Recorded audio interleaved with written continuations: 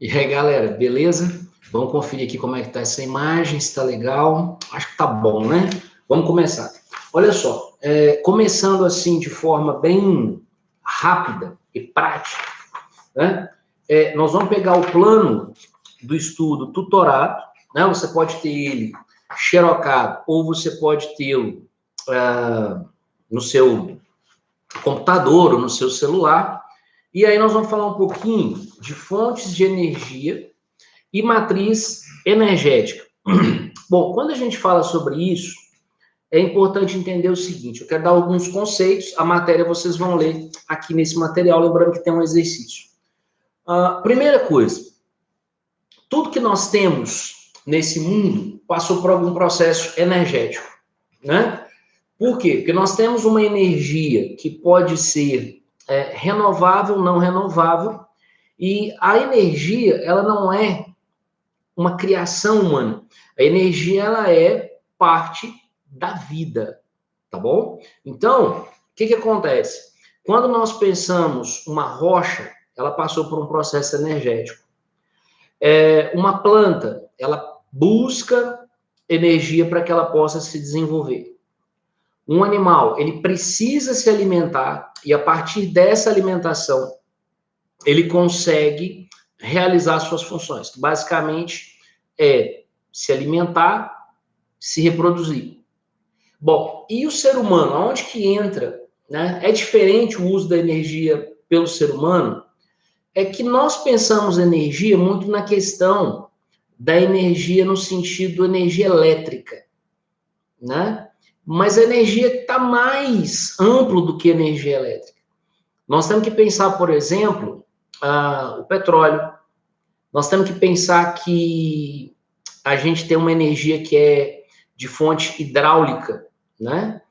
Nós temos energia de fonte nuclear, nós temos energia que vem dos ventos. Então, nós temos diversas fontes energéticas. E tudo aquilo que basicamente nós utilizamos, os aparelhos que eu uso para gravar isso aqui, os equipamentos que você está usando para assistir essa aula, os carros se movimentando, os aviões, quer dizer, a sociedade humana, desde a sua origem, né, desde o fogo, ela vai ter fontes específicas de energia.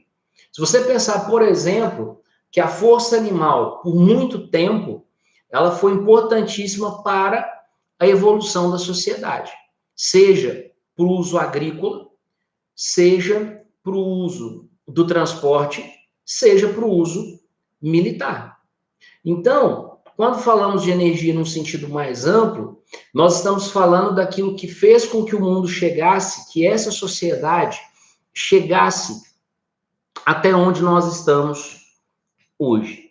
Bom, se nós imaginarmos o petróleo, ele é uma fonte que não se renova, né? Para você ter o petróleo, você tem que ter um cozimento a uma temperatura muito alta, sob uma pressão muito grande, e aquilo que são elementos muito antigos, aquilo que são elementos de milhões de anos atrás, se transformam nessa, vamos dizer, sopa, e essa sopa é fervida, que é o que nós chamamos de refinar, ou seja, ele é cozido, e uma vez cozido, ele é dividido ali, por exemplo, querosene, gasolina, diesel, aquela massa que vai ser utilizada para asfalto, plástico e etc.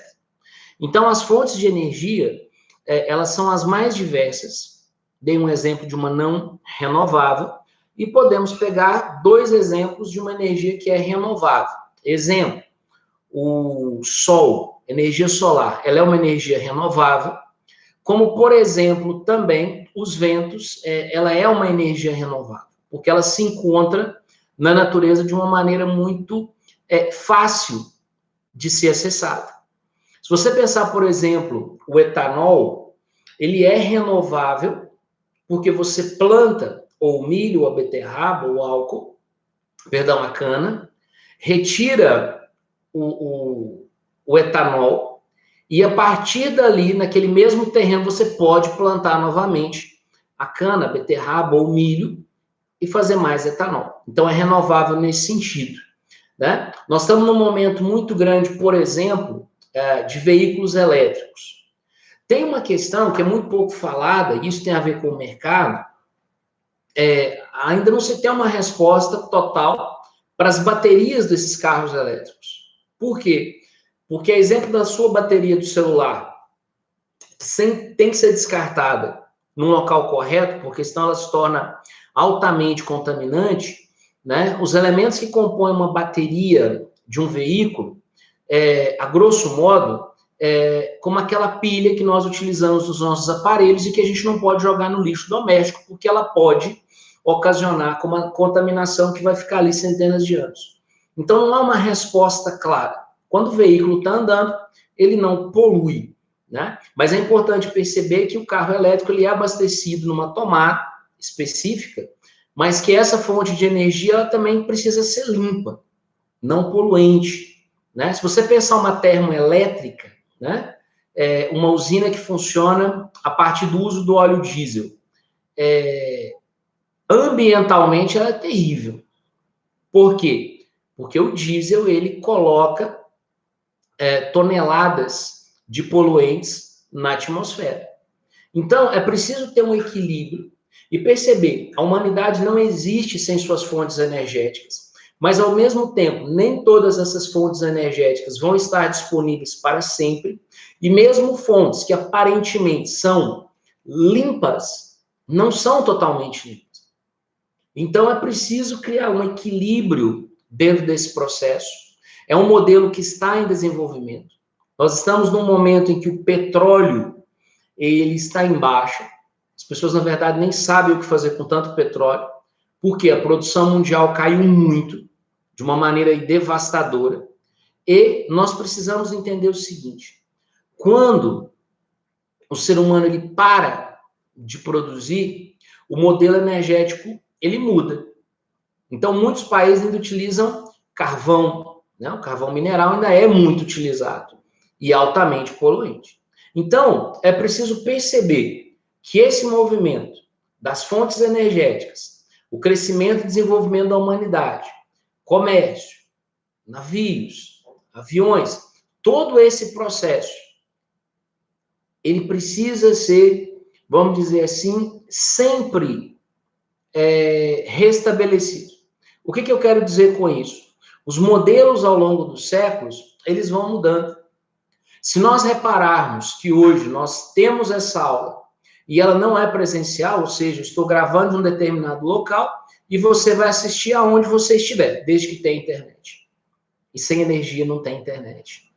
Ou seja, o mundo que nós construímos a partir do século XIX, passando pelo XX e o XXI, precisa de um tipo muito específico de energia elétrica.